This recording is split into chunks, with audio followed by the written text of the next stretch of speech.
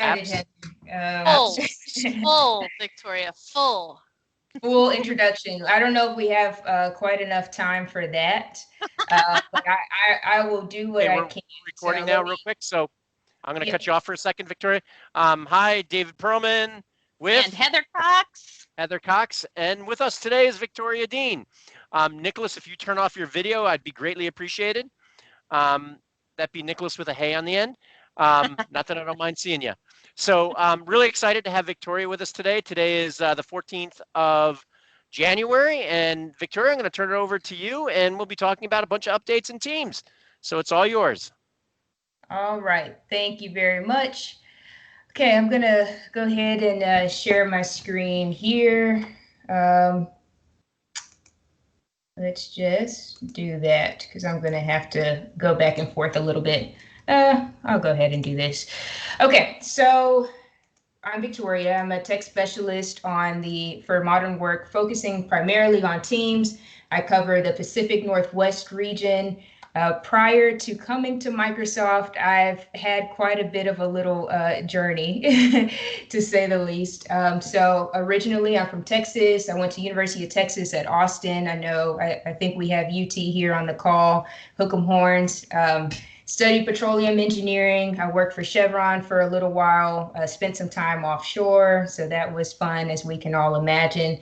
Some kind of way, I ended up being a substitute teacher after deciding I didn't want to be in the oil and gas industry anymore. That definitely kind of sparked the love for education with me. And I actually got hired as a full-time teacher because the teacher never came back from Christmas break. So I taught algebra, 9th, 10th, and 11th graders.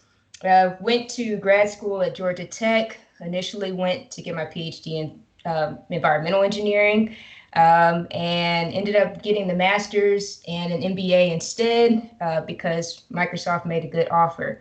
So PhD may or may not finish one day, but here I am with you all. I'm happy to be here. Really excited to be a part of the education group. I admire all of you and the work that you do. I've been blown away by the demonstrations from a lot of the customers on the call. So keep doing what you're doing. Thank you all for listening. Again, started 6 months ago. So hopefully they didn't hype me up too much. We want to manage expectations here. Okay, so today I want to focus on some of the new Teams features that have come out, primarily the ones that I think are cool, the ones that have made it to some blog posts, so I feel like they would be important to you all. I saw in the comment section someone mentioning having the Power Automate bring in the message sensors into a Teams channel, and so I'm going to show a demo on that. I saw someone mentioning that they might like to introduce that. And also talk about general, input that I've gotten from the update team that they said it would be important to communicate to customers about, how to stay up to date, to keep your clients updated, some kind of troubleshooting things that you can do. Ultimately, as it's been mentioned, it is a tricky thing. So sometimes things boil down to submitting tickets, and we'll get into that later. All right. So for the features, the great thing about being new is that, I'm at the peak of learning a lot of different things. And so I have to bookmark lots of things to make sure I am on top of what's coming out and what's about to roll out. So I kind of separated these and put them in a strategic order. The top one, all of these links are really pretty. If you have people within your district that are a little less technical, that you are trying to explain to them, hey, here's some features that we have rolling out, that is where I would probably lead them. And just clicking through that a little bit. Right, so here's our main page. I'm focusing on Teams, so going to the Teams space, you can see these, what happened in December, right? And all of the things that would be important to people that are using Teams. This area here is not education specific, so keep that in mind as you're looking at things. There aren't too many huge differences, right? But certain features that would be cool for other people just create havoc in education spaces, right? So be mindful of that as you're looking through it. There is this area for blogs, and there is an education blog, right? So these would be a little bit more tailored to your users. Again, lots of pretty pictures, give you a nice overview of what these things do for people that are a bit less technical, but they still include hyperlinks to documentation for more technical people, right? Then next that was on there was a roadmap, right? So sometimes these blogs tell you what's to come and maybe don't really nail down any particular dates or what quarter you can expect these things to roll out in. So I love going here first just to kind of know what to expect. And the blogs, I mean, the roadmap isn't very pretty, right? There's never any pictures or anything. I love pictures personally. So it's nice to be able to take a name from here, right, and bring it over here. So for instance, we've got Policy Wizard, right? So they don't really say much about that, right? If you saw advertisement of the Policy Wizard but didn't know when it was coming out, now we can see here this is generally available. Most, if not all of you, should now have this available in your tenant, right? And it's available in my demo tenant here in the dashboard, Policy Wizard, and you're actually able to go there and set up some, recommended policies for the education space. So going back here, we've covered these. Message Center. This is listed at last because it, again, gets more into the weeds than any of these other spaces. This is not publicly available to everyone. You do have to be an IT admin to be able to access this, but there are benefits that come with it. It's more detailed than any of those other resources. Again, not very pretty, but it's very detailed. It does reference back, as you can see, to the roadmap, which is nice. There we go. So as you can see, they usually list roadmap ID numbers. It references back to them. It does have pictures still, so that makes it a little bit better than the roadmap, in my opinion. But there are a lot of updates, and they don't all have specifically to do with teams, right? But as you know, you all are able to kind of filter, through the things. I've personally archived certain things that I wanted to share with you all today. And we have these indicators, the things that are of high importance. I would probably filter to look at those things. I think they deem things high importance if it is going to disrupt your learning environment in any way. And I don't want to say disrupt with a negative connotation to it. It might enhance your learning environment, right? But it could throw the teacher for a loop, right, if they're not familiar with an update that is about to happen. So really want to be on the lookout for those. So I'm just going to click through. Again, this is my list of important updates. I didn't want to PowerPoint to death, and I also wanted to, kind of taste my own medicine, right? If I'm going to tell you all that this might be the best place to look for updates, and I should probably show you all updates from this environment. So here's one that in Microsoft Teams, with the Teams app on the iPad, you now have the capability to present from a live event. So that is great. There's more details on that. So the recap, I think I heard someone mention earlier things about attendance reports. So eventually that will be the capability here as well. And let me actually zoom in here a bit.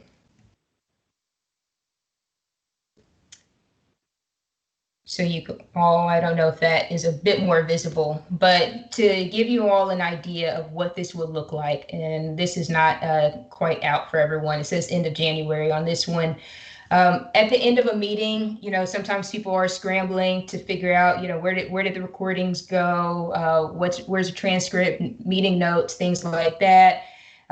So here under details, if you go back to a meeting, click on the meeting, and you click on details, you actually have all of that information right there in one place, easy to find, very intuitive place. So be on the lookout for that.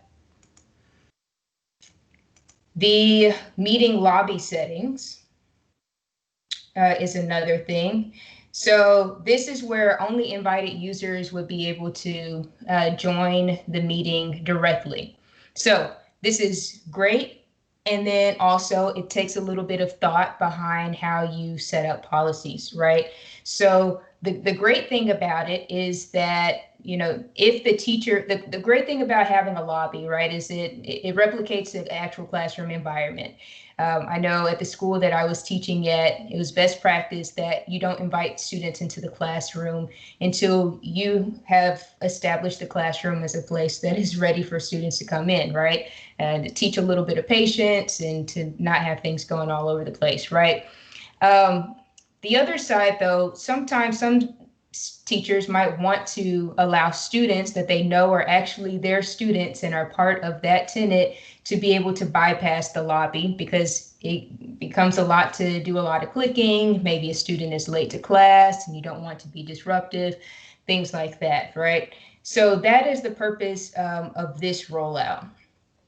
There's more training material and things that you can read on this. There was something that I meant to mention on this, so if it comes back to me later, I will come back and mention it. But it was something about policies. They have to be invited, so that is a cool one. It was this one that I wanted to mention something. The Meet Now function. So I don't know that this is something as far as for the education customers. Again, Message Center can bring about a number of updates or information of new features.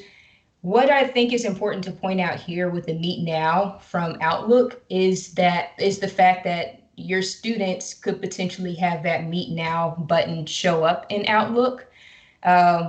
So what I want to point out here is to make sure, if you don't want that capability, as many of my customers I know don't, make sure you go into your Teams admin portal and actually make sure that this is disabled, the private Meet Now. That way, even when this rollout happens, which I want to say, when was this? February? Yes. That way, when that happens, you're not caught off guard. And they won't be able to start anything.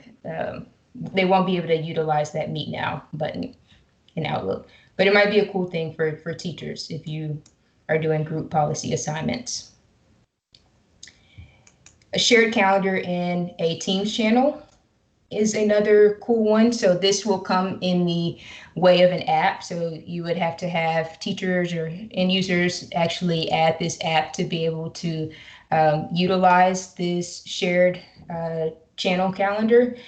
The cool thing about this, I see a cool use case for this, maybe even your IT admins. If you have regular meetings, you can put it in one place instead of having to send out meeting invites and figure out who to add, who not to add. That can just stay nestled within a channel in a team that everyone is a part of. Again, this is for the purpose of any sort of event that everyone a part of that channel would and should join and be a part of. So that's cool. All right, this is the education policy wizard, which was already noted in the blog post. So a lot of these things that we're going through now were actually mentioned in the publicly available resources. Again, here it just boils it down a bit more. This information is coming directly from the product group. So whereas the roadmap might not get updated as quickly, this is probably the place that is most reliable and gets updated the most frequently. Obviously, when you make pretty blog posts, you also can't necessarily change those things on a drop of a dime. So this is a really reliable place to get updates. Meeting reactions. I really, really like these because it is extremely awkward to present virtually without having that sort of thing. And the big thing that I miss about being in person is just seeing people's reactions. You can tell whether people like what you're saying or don't like what you're saying. I'm seeing some claps from people, so this is great. Thank you all. So I love this. This was one of my favorite rollouts. This one here is not one that I actually thought much about, but now I can see how this would be really cool, right? People might have multiple phone numbers, those of you that are using Teams Voice, right? Now, instead of just only displaying one number for quick calling capabilities, you can actually display multiple numbers. So I think that is neat. The PreJoin Experience. I love this one because sometimes before I join a meeting, I seem a little disheveled, and now, or I'm connected to a Bluetooth thing somewhere and another webcam elsewhere, right? I have like 3 different cameras. So this is great. So you can establish everything that's going on before you actually enter the meeting, so you're ready to go. That, I believe that's been out for some time, so that is probably not super new. This is one that David actually wanted me to mention to you all, and this is about the configuration change related to guest access. Right, so by default now, your guest access controls will go based on what your, the default is, I guess, for your tenant. So this will, you need to make sure that you have this setting configured. And let me just make this very clear. We're turning on guest access in Microsoft Teams by default for any customers who have not configured this setting. So this is something, this is one I think that had the exclamation mark. You need to change something by February 8th. This is within the Teams Admin Center.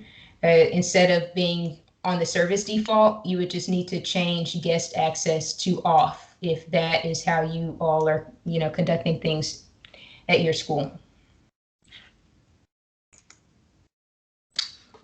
Chat moderation. So this is another thing that I think we've been talking about for quite a bit of time now. Should start rolling out mid-January. I don't know if anyone's seen that. I don't know that I've seen that in my demo tenant yet. I probably should check again. But when school first started and we were first getting into the virtual learning space, as you create a meeting within Teams, the intention of the Teams platform and the Teams environment is that a meeting is not a one-time instance. There's a meeting life cycle, if you will. And students obviously kind of took advantage of that in some spaces, right?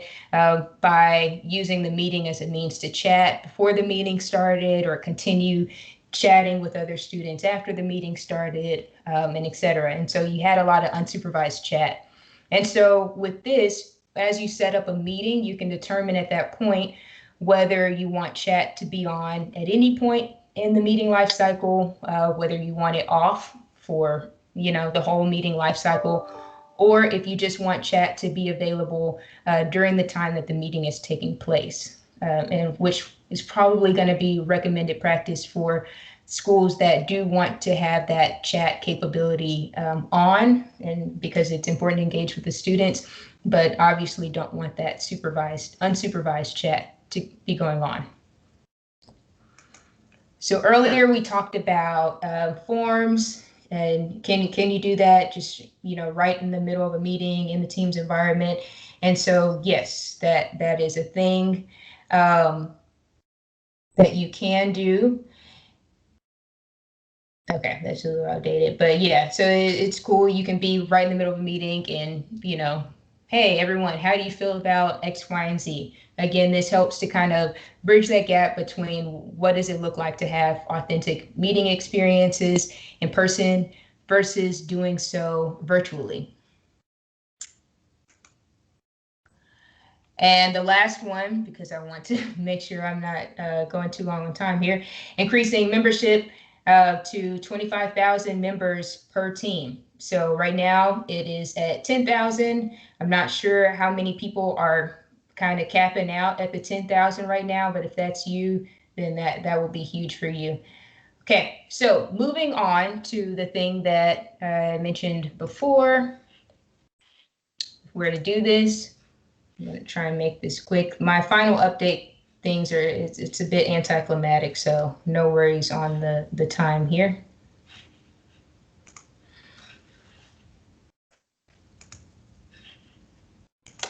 All right, so this is me in the demo. I just didn't want to have a brain fart while we were going on here, so I recorded it ahead of time.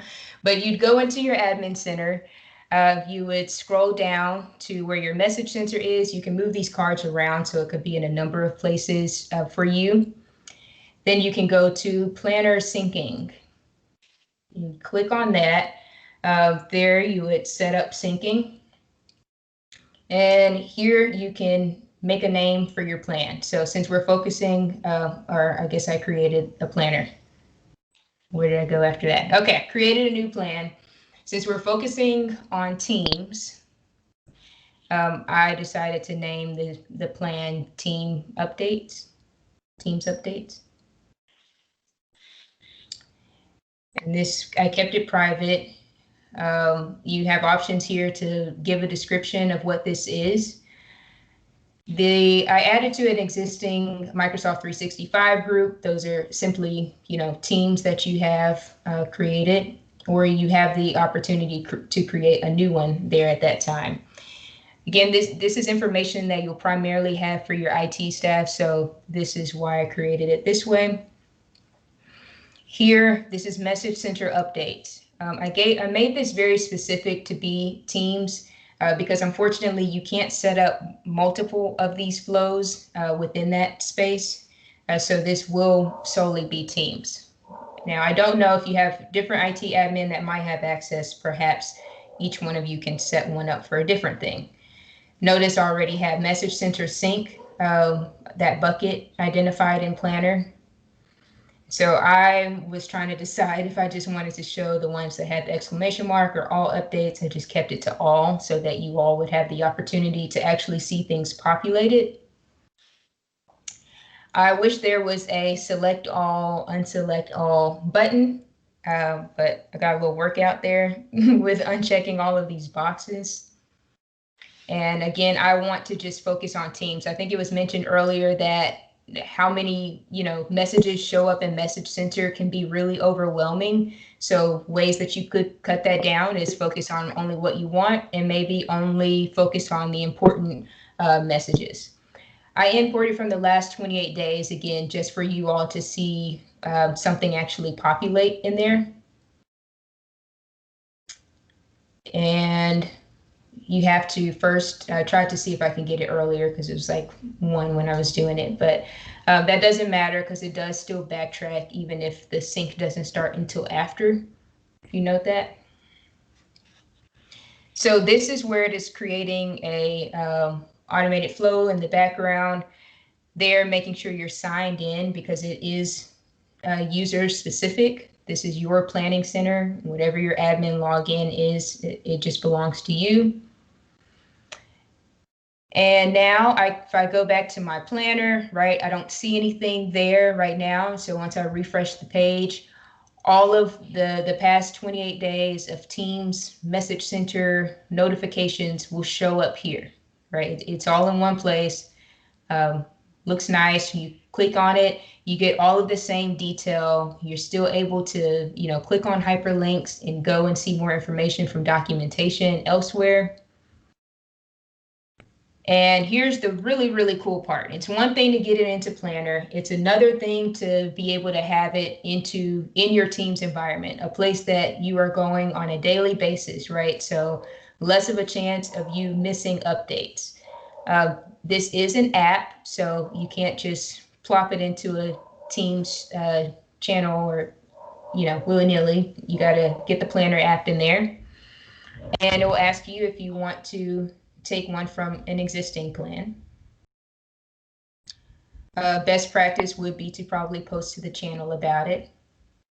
But now here in this channel, notice it is all there. You can have as many buckets as you want. Maybe other buckets aren't necessarily Message Center updates, but that is the end of that.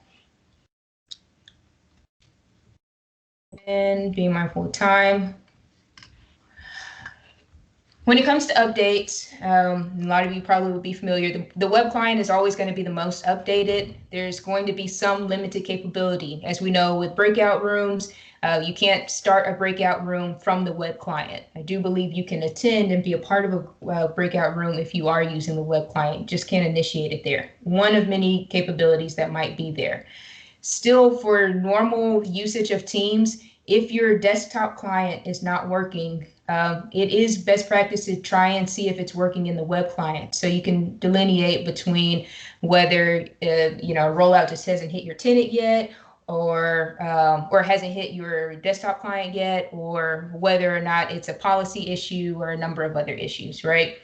The desktop client, I think the reason why we're saying it's kind of a can of worms, the way that Teams was designed and with updates in mind is silent updates should happen. Your desktop client should be updating automatically. I think when you turn your computer on, there's a 30-minute period of them waiting to see, what your usage is like. And when it seems like an opportune time, it updates on its own.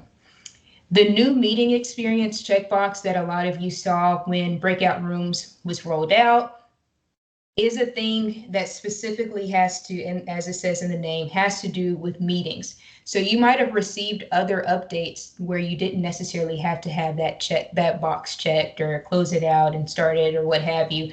But because that was such an impact to the overall meeting experience, that is why it called for that additional step. Again, best practice, you might want that checked, or depending on how you like to manage the usage of your teachers, maybe you don't necessarily want that to be checked. Maybe you want to wait until you know how the update is going to look. Really quickly, this is kind of our ring system and why, as you're working with your tech specialist or whoever, we might slip up and say ring or whatever, or it's not in that ring yet. This is what it kind of boils down to, okay? I think this is fairly recent, but public preview, if that's something you want to opt into, not necessarily a thing I would recommend for I don't know, everyone, it's up to you, right? But sometimes we get the question where I think this comes into play is we get the question from IT professionals, is there a way for us to see it before our teachers see it? Theoretically, if you had a separate demo tenant or something for your IT staff and you wanted to put that tenant into public preview, that is a way for you to see it before it becomes generally available.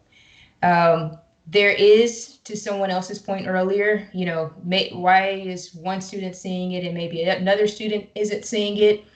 They do intentionally do staggered updating to not overload the system. And so sometimes things can take a few days to catch up, but that's just a heads up. Also, I don't know why this is the naming convention. 3.6 is not very intuitive, but that's neither here nor there. And that's all I have for you. So just want to know, we've had a lot of updates in Teams over this past year, and that is largely in part due to you all. You all drive our innovation. You all make us want to be better and do more because of the unique situations that education has brought to Teams. So thank you all for having me. That's all I have. Great job, Victoria. Really appreciate all the information. Let me stop the recording.